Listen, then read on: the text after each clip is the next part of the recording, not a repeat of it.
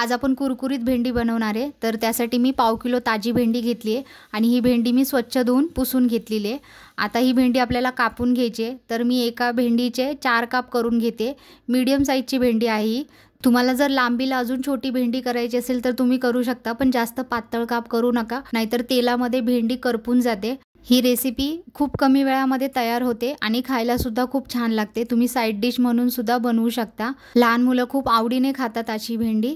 तर बघा आपली सगळी भेंडी कापून झालेली आहे। आता याच्यामध्ये आपण मसाले टाकणार आहे। त्यामध्ये मी पाव चमचा हळद, 1 चमचा लाल मिरची पावडर, अर्धा चमचा धने पावडर, चिमूटभर हिंग, त्यानंतर अर्धा चमचा मी गरम मसाला पावडर, 1 चमचा आमचूर पावडर आणि चवीनुसार मीठ घातलेले आहे।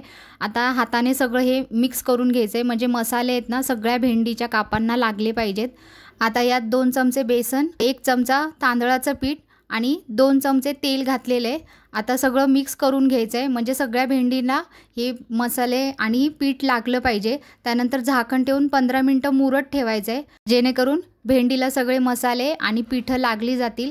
आता तेल कडकडीत गरम केलेले आहे। मीडियम गॅसवरती आपल्याला ही एक भेंडीचे काप तेलामध्ये सोडायचे आहेत आणि ही भेंडी तळताना गॅसची फ्लेम बिलकुल फास्ट करायची नाही, नाहीतर भेंडी करपून जाईल। आपली कुरकुरीत भेंडी तळून तयार आहे। ही कुरकुरीत भेंडीची रेसिपी नक्की ट्राय करा। व्हिडिओ आवडला असेल तर लाईक करा, शेअर करा आणि आपल्या चॅनेलला सबस्क्राइब करा।